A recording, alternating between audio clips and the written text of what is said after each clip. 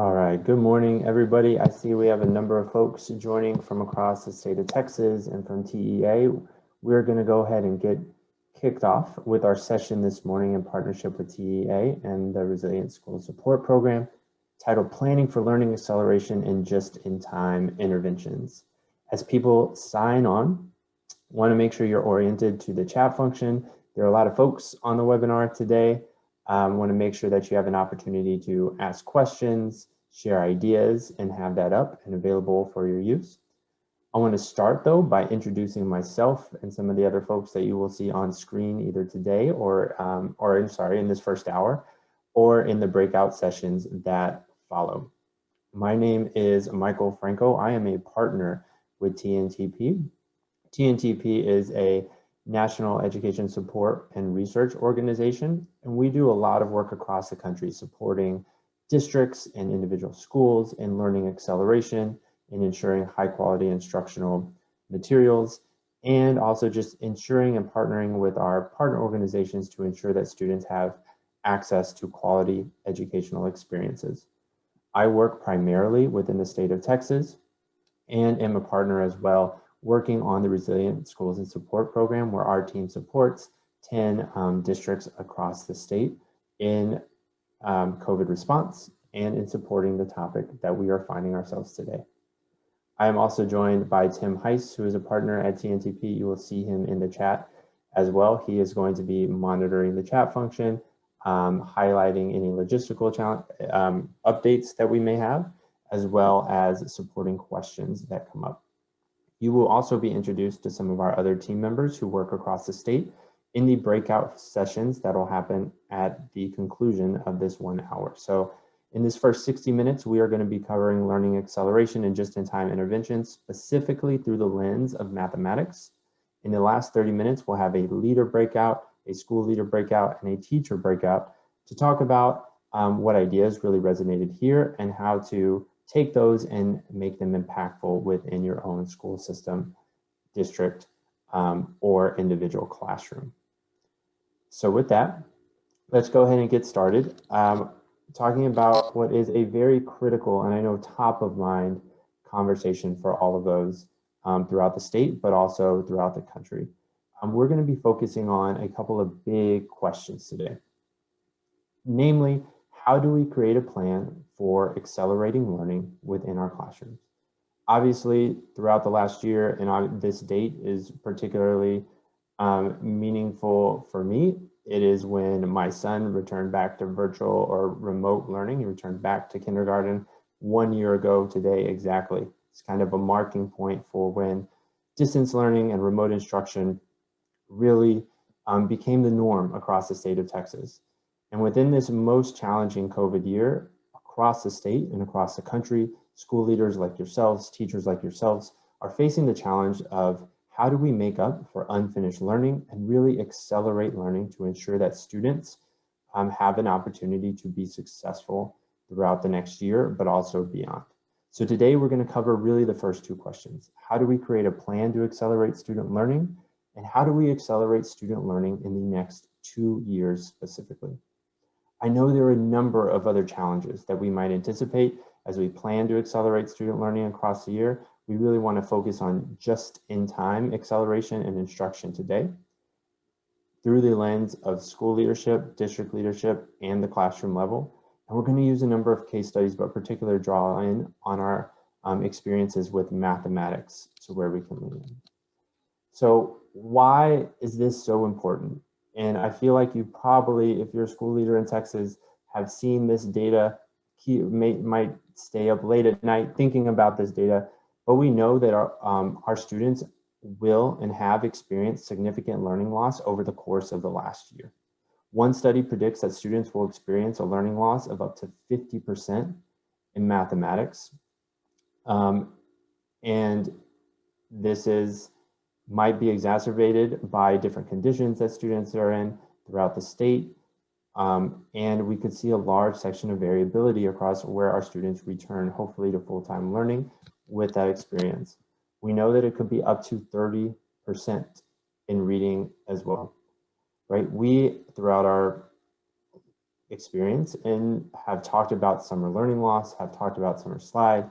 This is not a new concept of students arriving in classrooms with learning loss or behind. What might be new is the extent and the variability to which students arrive in classroom in behind or with unfinished learning in reading and mathematics. That means that we need to position ourselves over the next 1, 2, 3 years to really support students to accelerate back onto grade level so that they may be successful heading throughout their K through 12 experience and ultimately successful in college. Like we mentioned, this is not necessarily a new challenge that we have faced in education. Historically, though, we've tried to address learning loss in 3 ways. The first is retention. Students fall far behind their peers, they're retained, they repeat an academic school year. We sometimes will promote socially so they can continue with their age peers regardless of their performance. And really most commonly is remediation, which we'll dive into more in this next hour. But at a basic level, remediation is teaching content that students might have needed or should have learned in a previous grade level or in a previous lesson, but haven't learned yet. These are the 3 approaches historically that have made up the bulk of our support for students. Unfortunately, what we know is that these 3 approaches don't accelerate learning as quickly as we need to. And this is especially true for our most marginalized students who often do not reach their grade level peers. TA recently shared some data that I find very compelling, and just to recognize that collectively, we haven't necessarily been extraordinarily successful at closing these gaps in the past. Right? This problem existed before our COVID stoppages and will exist after COVID. Historically in Texas, right, acceleration, our students do not accelerate above grade level at a very fast pace.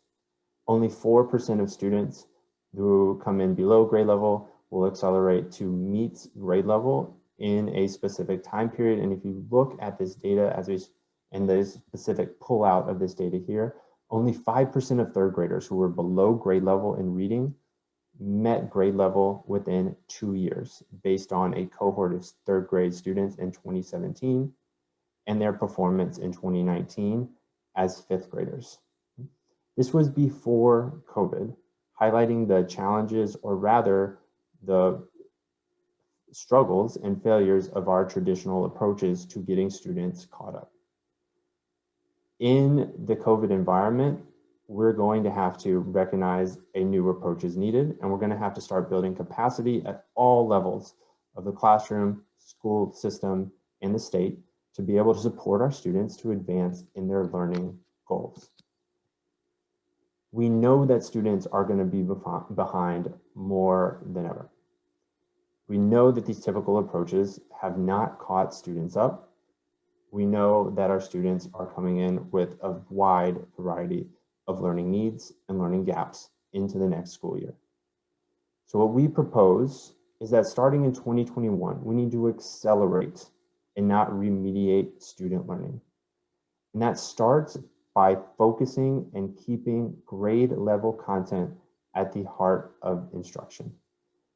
So taking that idea of remediation and past grade and focusing on grade level content from previous grade levels and replacing it with accelerated content, accelerated learning, so that students are on grade level content and grade level learning as quickly as possible. Why is that so important?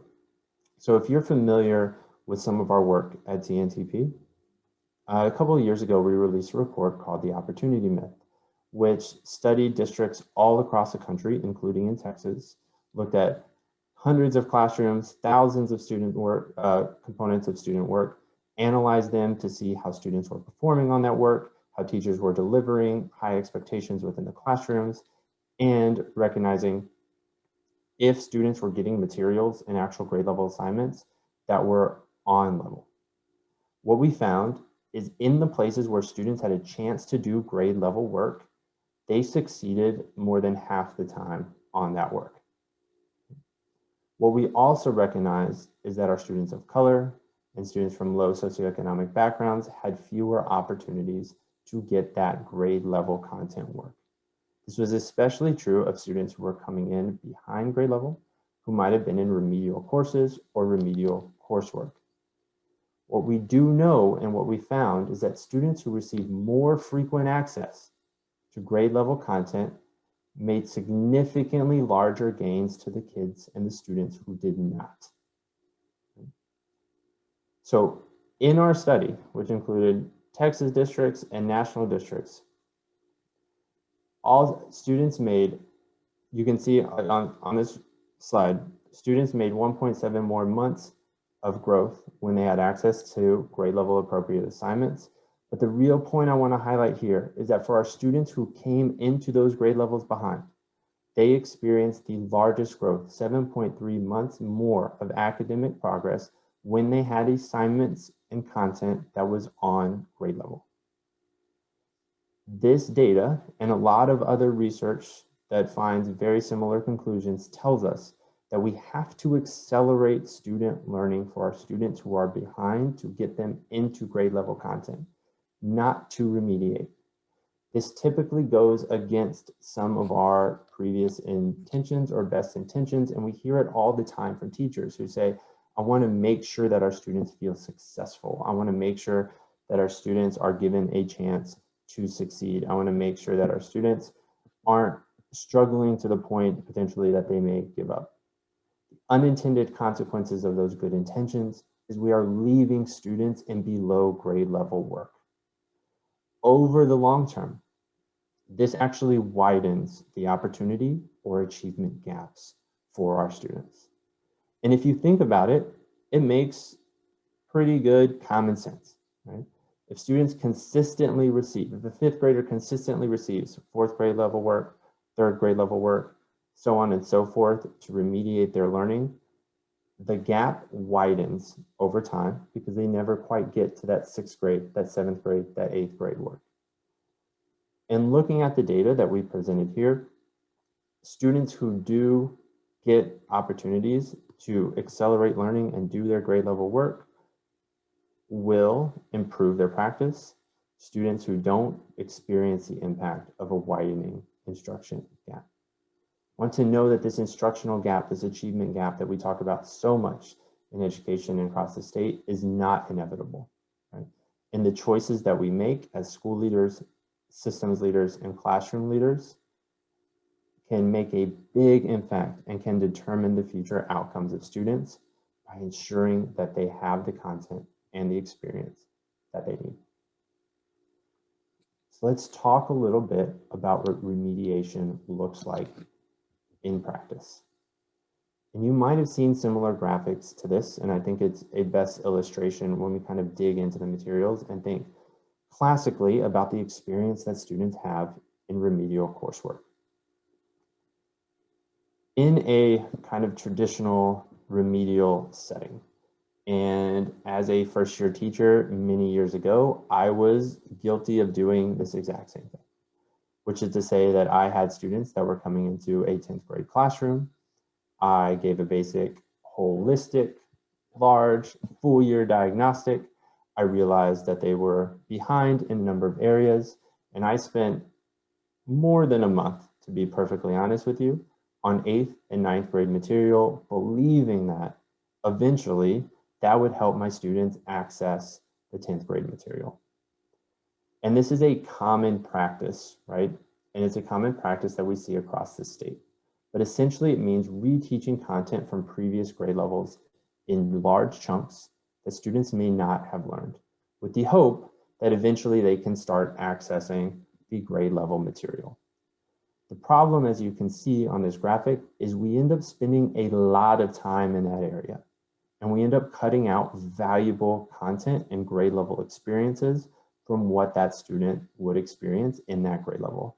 And if you think about our diverging opportunity chart, this is where some of that comes in, is where eventually students lose units of study or other modules that may come out. and don't actually get to what they need to experience in that grade level. Want to compare that with what we are studying or discussing today, which is just-in-time intervention. At its heart, this means giving students exactly the prerequisite knowledge and content that they need in small chunks to quickly get them to grade level study as fast as possible.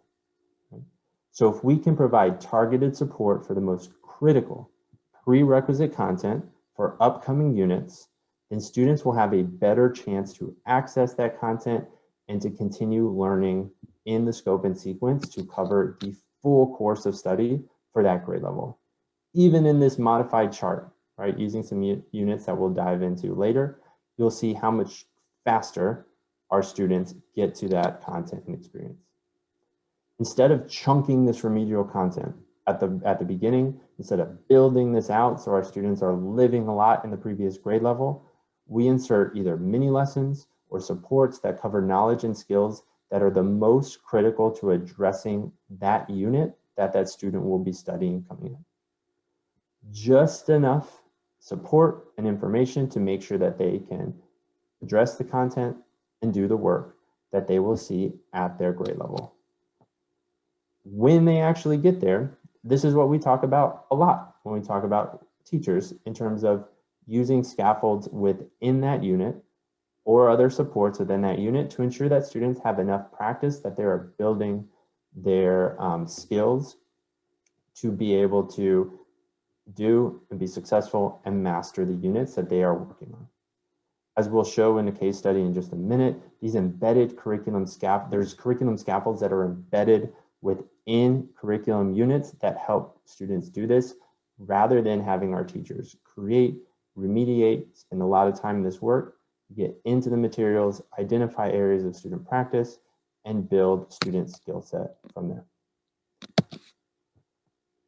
So that was a lot of information, but I want to highlight and just reinforce the frame that we will continue across our study of just-in-time intervention, which is really to compare accelerated learning through just-in-time intervention through remediation. Take a minute to look at this slide. Remediation really focuses on standards from previous grade levels, often in isolation, often in large chunks of time to get students who are below grade level to continually work on below grade level material. Accelerated learning is looking for that purposeful, just-in-time approach to ensure that students have quality on grade level tier 1 experiences in their core classrooms. In the context of COVID and what our students will be facing, this is the most critical form of ensuring that our students are put on a pathway to make up learning time, to get to grade level content, and to accelerate back onto grade level. And it really requires us to think strategically, to analyze and identify priority standards, to be really smart about how we diagnose students, and we'll go through a couple of examples, and assess students so that we're only focusing on prerequisite knowledge, and so that we can plan and execute just-in-time supports using the appropriate materials and using the appropriate content. So, how do we make this happen? These, and we will revisit these throughout. These are our core steps, our keys to accelerating learning through just-in-time intervention.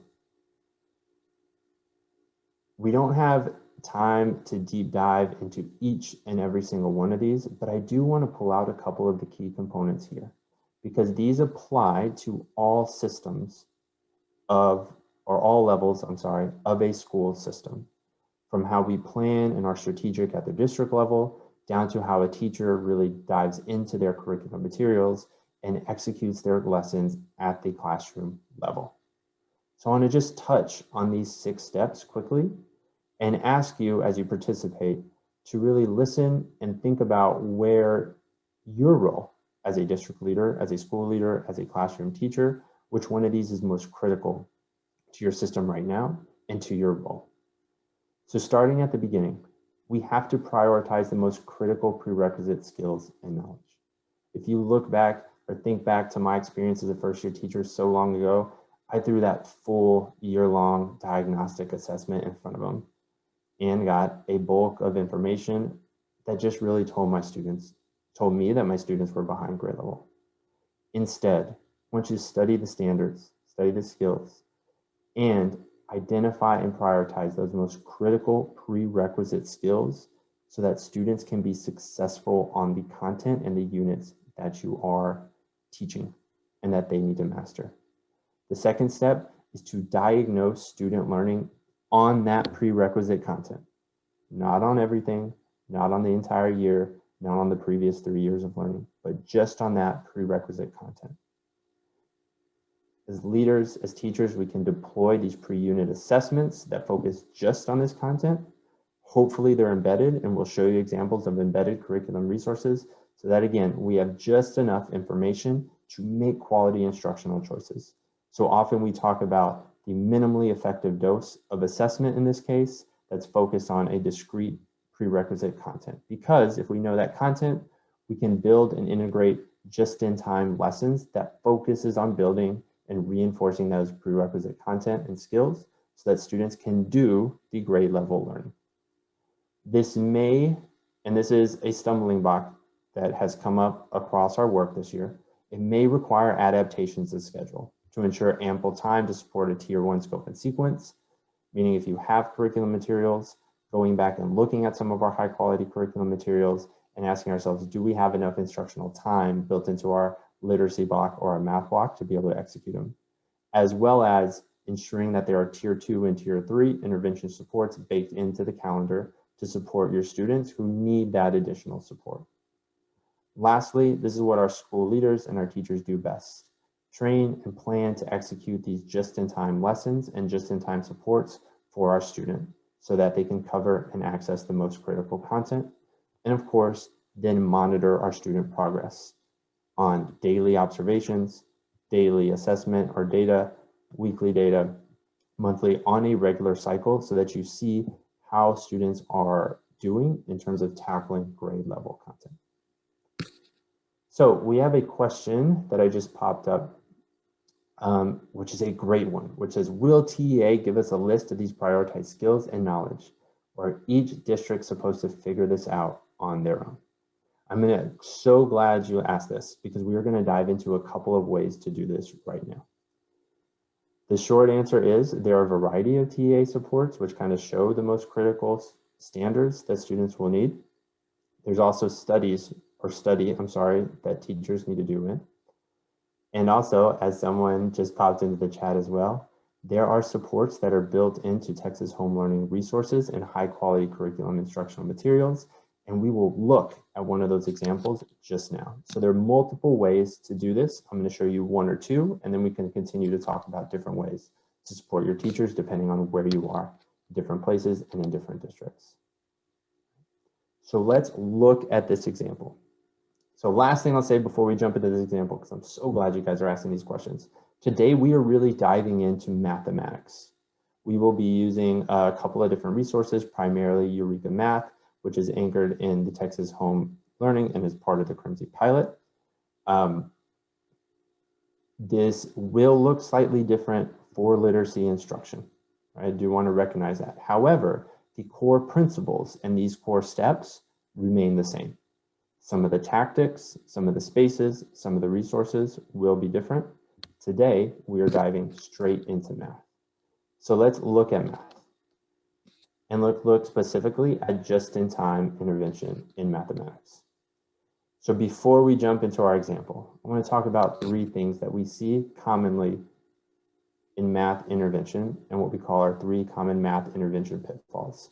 And I think these go really well, right, with what we've been talking about with just-in-time intervention and acceleration versus remediation.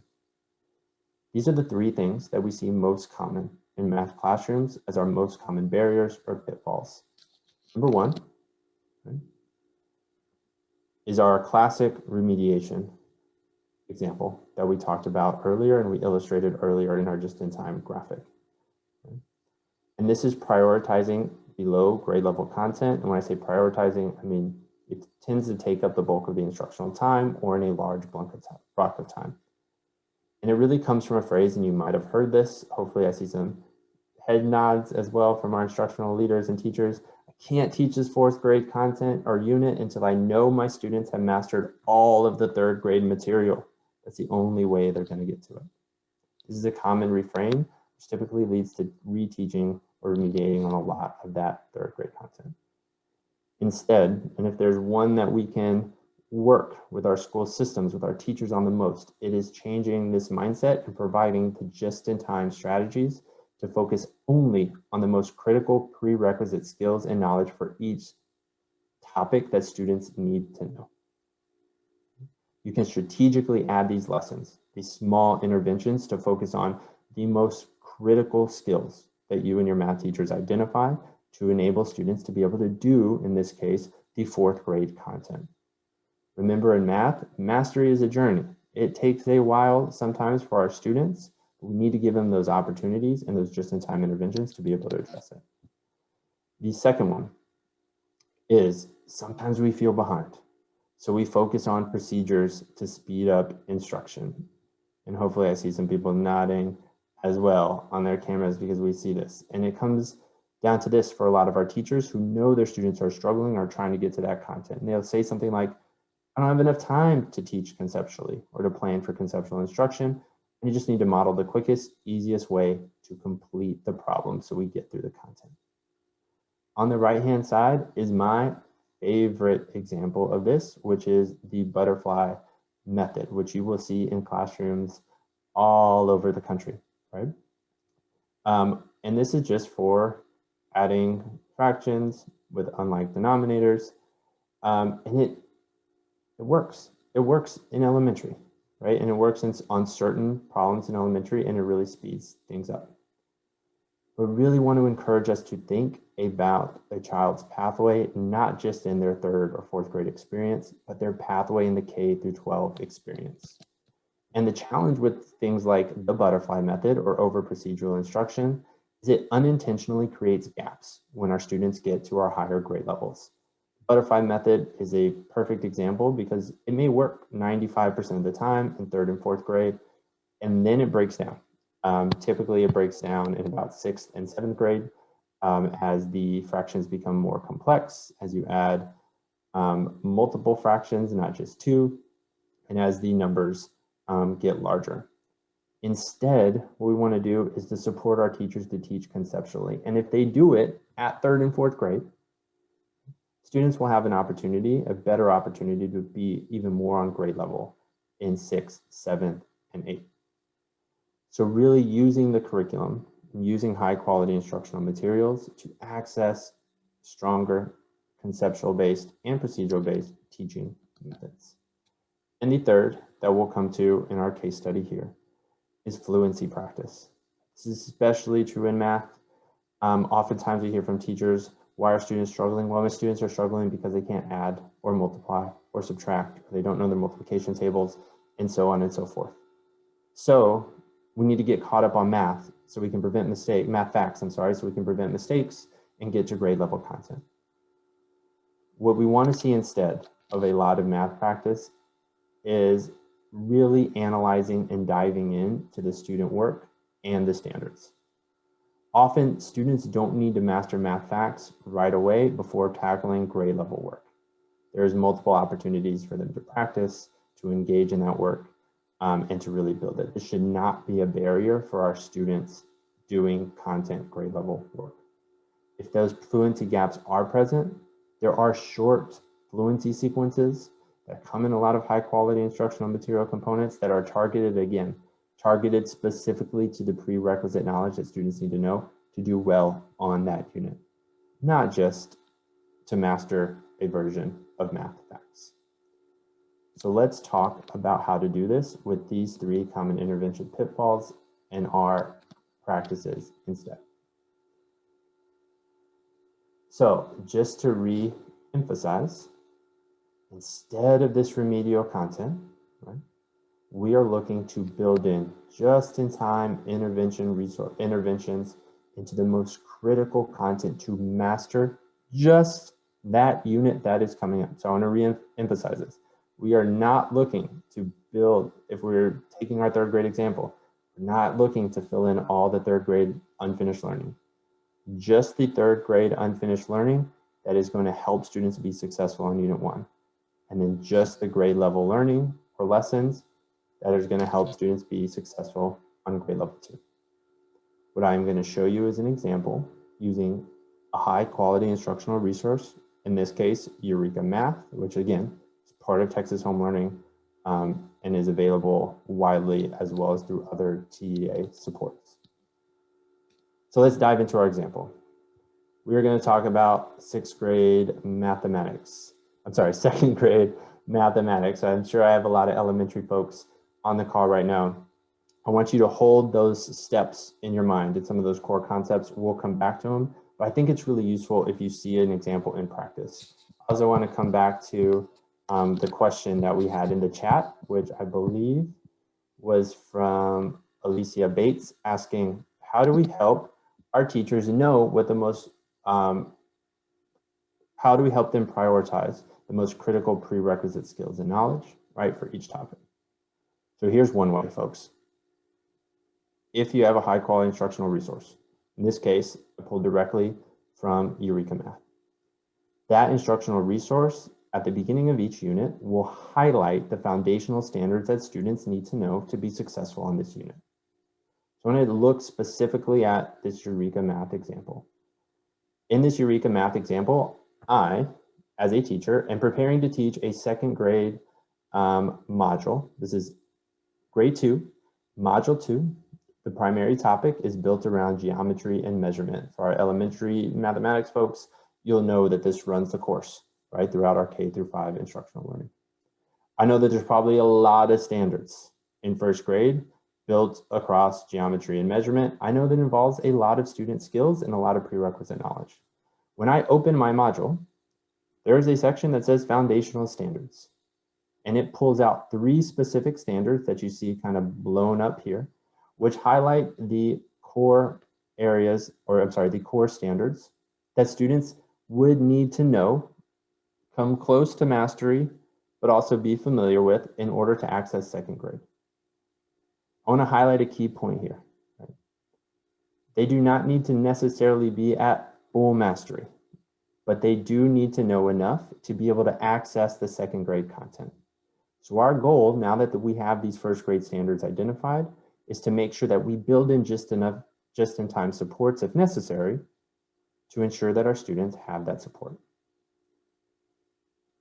If you're not using this particular resource, this is where our teacher supports are really built in. And as leaders, I would encourage you to think strategically about the time and the space that you provide so that teachers can do collaborative planning and provide potentially some collaborative coaching to identify the prerequisite content that students need to know from previous grade levels. Oftentimes, we're guilty of working in silos where our second grade teachers only work with second grade teachers, or we don't create that space for that kind of vertical alignment look.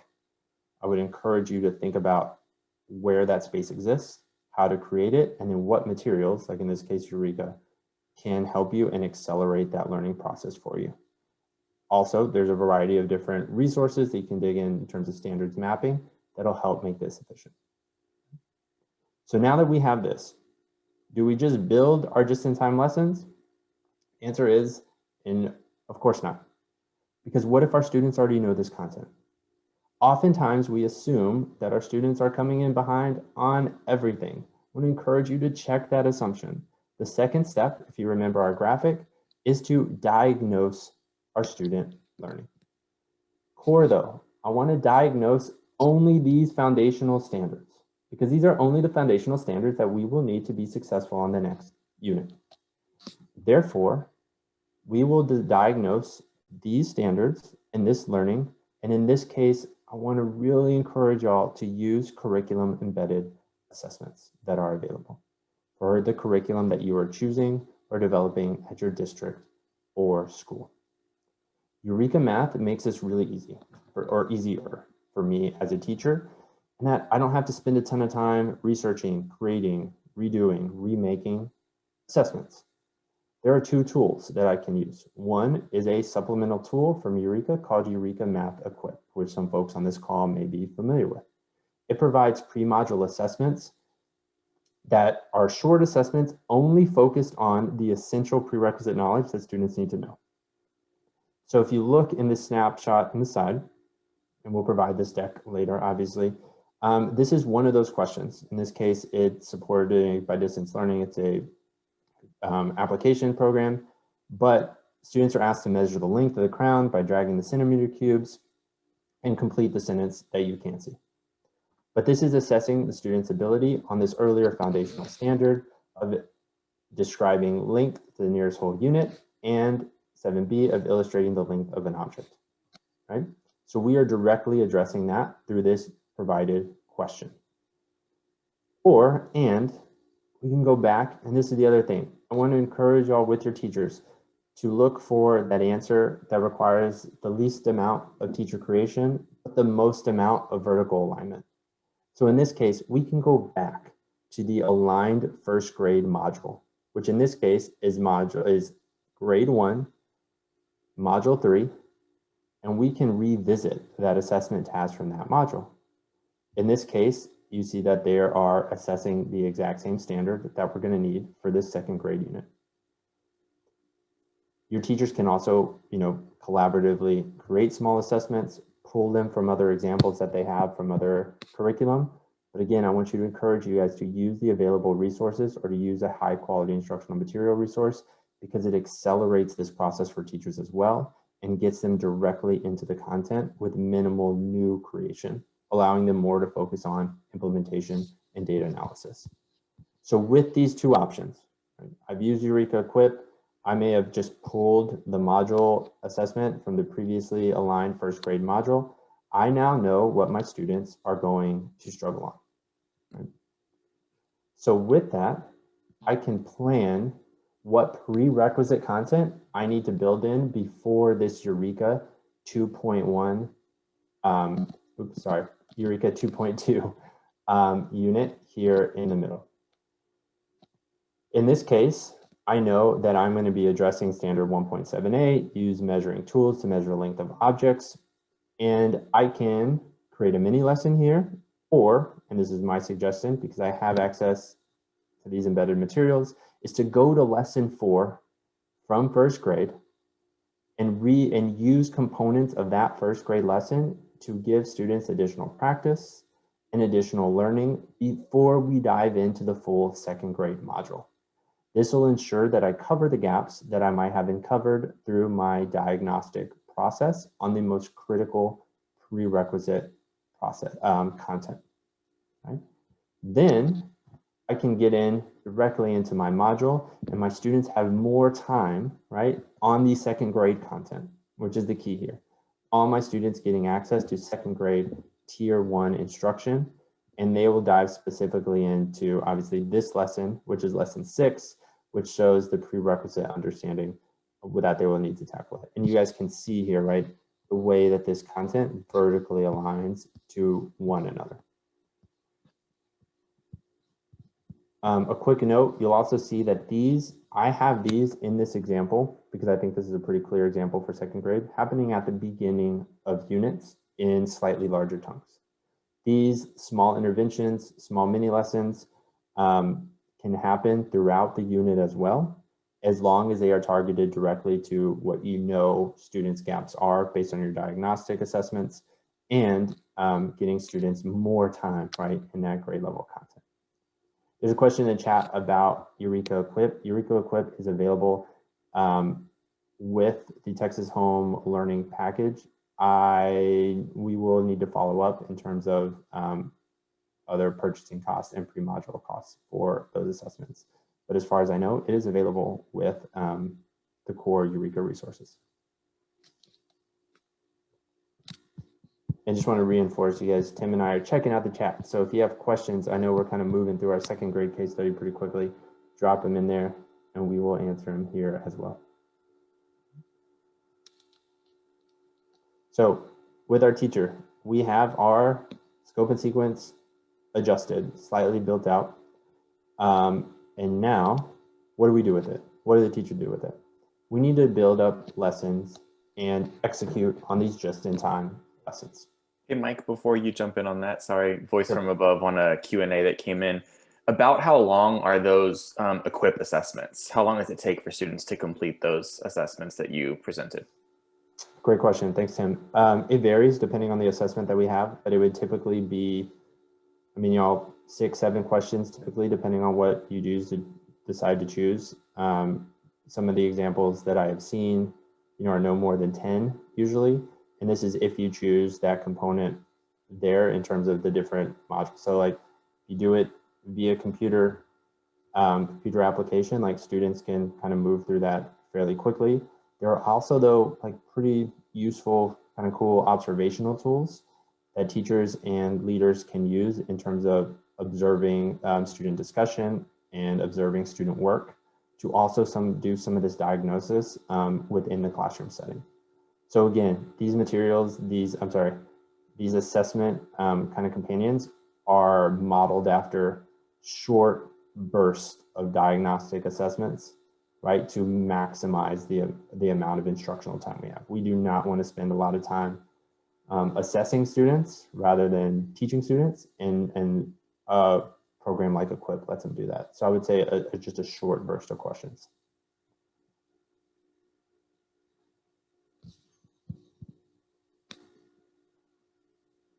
That answer the question, Tim? Yes, thank you. Cool. All right. So we're here, you guys. We're here with our teacher.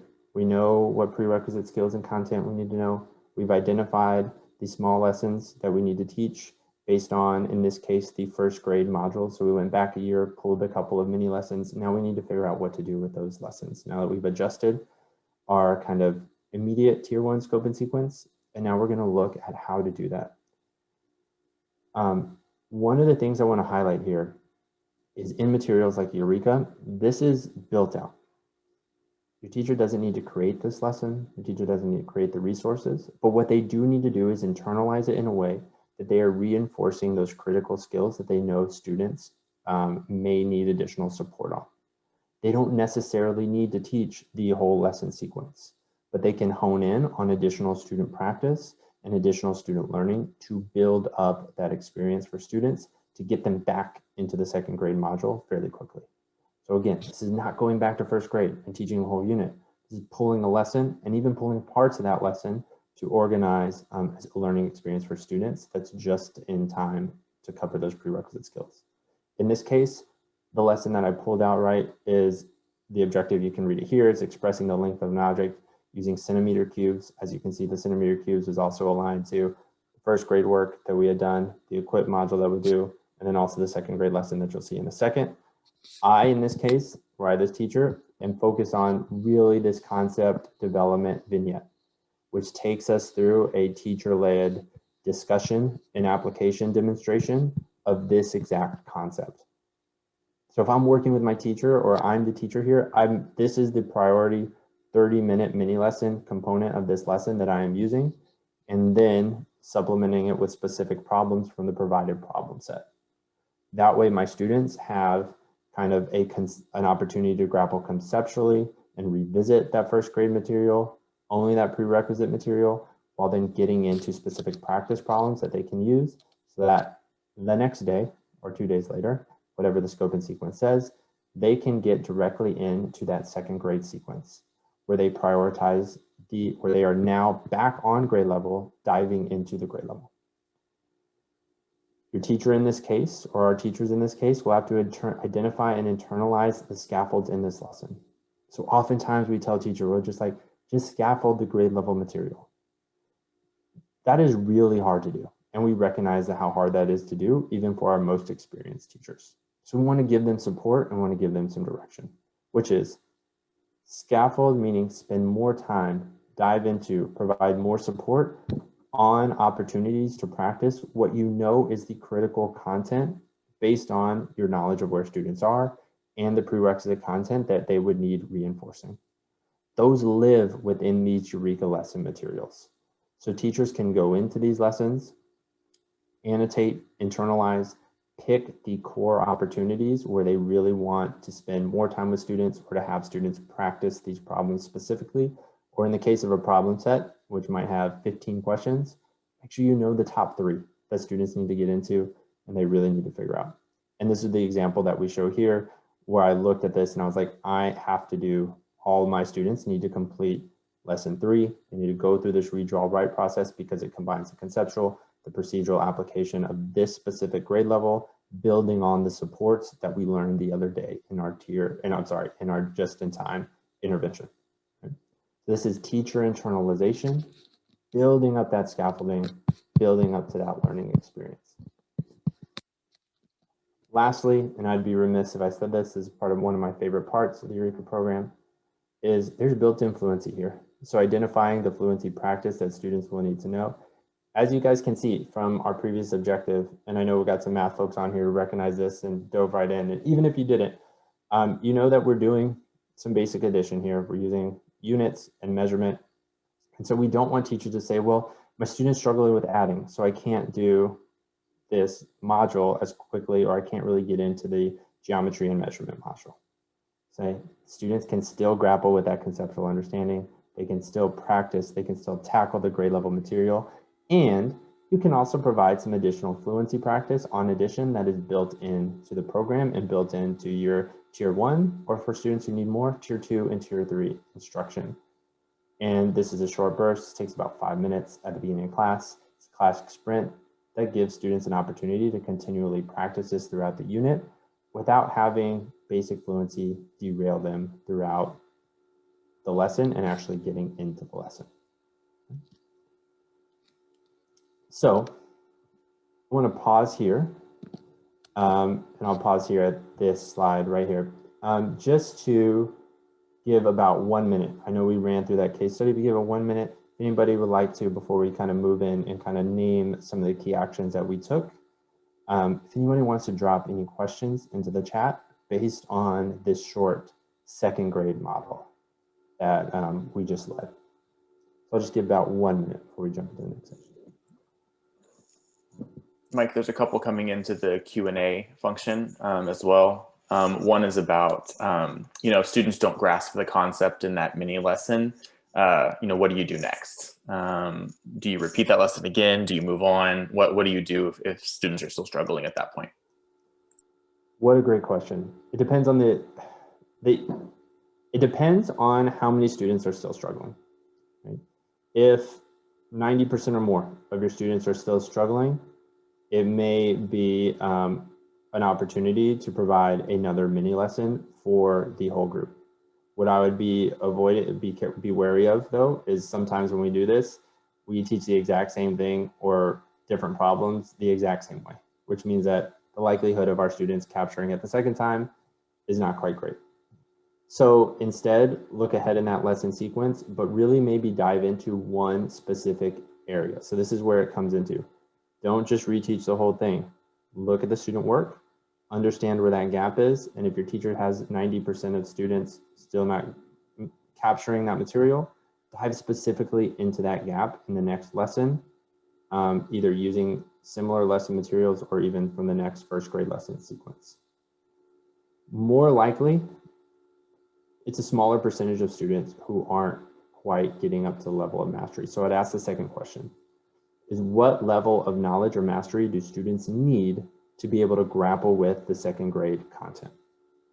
It might be okay that they're not at 100% mastery, but if they have a foundation of the prerequisite skills, it's great to get into the 2nd grade material, but to spend more time on those embedded scaffolds like the ones we see here. So I really think if you have like 30% of your class, 25, 40% of your class who is not quite at the level that you want after your just-in-time lesson, work with your teacher to really emphasize scaffolds and lessons that are in here in the 2nd grade content to give students more opportunities to spend that time to reinforce that learning. What we want to avoid is repeating the same lesson or a similar version of the lesson too many times so that we end up unintentionally remediating. Want to get into the 2nd grade content and focus on those scaffolds instead. If you have students who are really struggling and really significantly behind, hopefully it's not a large percentage of your class, but if it is, that's where we look at tier 2 and tier 3 supports for those students to continue to give them practice on those prerequisite skills. There are a few more questions. We'll make sure and follow up with answers as well, Mike, as you move on. But there's a couple more we'll follow up on in writing as well. Yes. Just to answer the one from Paxton Kirsch really quickly, how much you leverage sprints and other fluency practices within Eureka, tier 2 and tier 3 instruction. I've seen them used a variety of ways. You can use those sprints from previous grade levels or those fluency practices from previously grade levels with small groups in different intervention blocks where students just need foundational practice. It's perfectly okay to go vertically through the materials and to use them. And I've seen that be an effective practice as long as it's targeted to the student gaps. We don't just kind of chunk students and say, well, all these students need to go through first grade fluency again, as long as we're using the specific versions. Eureka also has products like Zern, right, which provides for some of those more independent learning opportunities. But thanks, Tim. We'll get to some of the other ones as we go. Thank you for highlighting those for me. All right, so just a quick review because I want to set our teams up really well for breakout groups. We talked a lot about diagnosing and planning and assessing for student learning. So just want to revisit our core steps that we went through in our kind of first and second grade example. Want to make sure that, and a lot of the questions in the chat earlier were about this, but prioritizing and diagnosing, assessing just as prerequisite skills and knowledge. The Eureka math modules do have those vertical kind of foundational pullout documents. They also have a vertical alignment scope. So you can see how these skills build upon each other to really facilitate teacher level planning. But it's also creating the space to ensure that your teachers and leaders can do that level of planning and can access or create the diagnostic assessments that will assess these prerequisite skills. We built our lessons and our lesson sequence through the materials that we had in Eureka. We didn't show you this part, but likely there might have had to been some scheduling adaptation to ensure that we had enough time for the supports and enough time to teach the full modules. And then our teachers were able to get into it. We would, in this case, monitor our student progress, and through Eureka, there's a variety of ways, looking at the student work from day to day, looking at our mid-module assessments, and also, of course, using the variety of assessment tools that we would, or observation tools that we would use at our district. Last thing I want to put through here is really consider how much time we want to spend assessing our struggling students, and want to emphasize that we are looking for just enough information that will allow us to make good instructional decisions and provide just-in-time instructional supports, right? And based on the Q&A that's coming up, you guys are on that track and building for that. When we think about these assessments, we should be looking through the lens of grade level contents, the specific content they're studying, and embedded in the curriculum as much as possible. This applies to math, but this also applies to our other content areas throughout. And really seeking again to build on our students' assets. What can they do? What are they doing well? How do we emphasize that? How do we ensure that we're not just lumping in these large interventions that turn into remediation? Last thing I want to highlight on this assessment should not column is that second bullet. Oftentimes we look for and we find a variety of different assessment builds or products or programs or tools or choices or whatever. As best we can, make sure we can connect that to the curriculum that teachers will be using and the curricular choices that teachers will make within the context of their instructional materials. This really helps teachers create coherence between their lessons, between their units, so that they are utilizing the time really efficiently for those just-in-time grade level learning opportunities. Okay?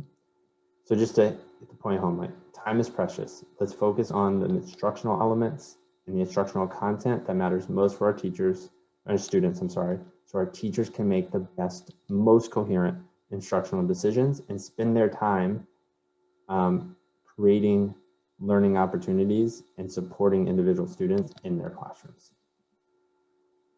So in about 5 minutes, Tim is going to give the opportunity to kind of jump into breakout groups to reflect, to discuss on what this means for your role and your role in your system, both in terms of what your system is, in terms of its readiness for supporting these type of instructional strategies, but also for you in terms of how you want to think about your planning and your role in your school or school system. So the biggest thing as we look ahead in terms of planning for your system is starting to reframe and rework our approach and how we communicate our approach to getting students caught up post-COVID. And that is to really emphasize acceleration over our more traditional 6 to 9 weeks of remediation or other systems or structures that put students in below grade level opportunities. So number one, reframing that strategy, that mindset, that approach, and really digging into how can we get students into grade level content as quickly and most supportive as possible. I would encourage you to consider these kind of 4 steps at the school-wide or systems level, which is to look at the instructional materials that you're using and make sure that you're providing teachers the level of support, both in terms of the quality of the materials that they have, but also ensuring that our teachers are focused on their most important work, which is supporting student learning in the classroom and not searching teacher pay teachers or the internet or digging through old resources to try to put together a brand new lesson approach. There's probably folks that have a wide variety of instructional material options on this call right now. Just encourage you to think about providing your teachers that level of support so that they can do what they do best. The second is to start thinking right now about the calendar and schedule that you need to help students reach the demands of grade level standards. Sometimes we spend so much time on strategy that we forget these structural components. Maybe not, but this has been some of my experience, both as a teacher and a leader in school systems. And then training our teachers and analyzing our student and progress monitoring systems. So a couple of recommendations as we kind of look ahead. On the instructional materials front, you might not know where you stand, or you might be grappling with it right now. You may be part of the CRMSI or Texas Home Learning Pilot. You might be in multiple years of adoption. We're all in different places. The biggest thing that I would consider is evaluating the quality of your tier 1 and of course tier 2 and tier 3 instructional materials to understand how much they support the coherence and the just-in-time strategies that we're talking about.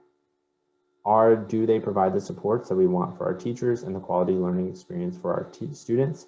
And this includes evaluating the diagnostic tools and the data that comes out of the assessment pretest tools that may be embedded in the curriculum or that you have in your district.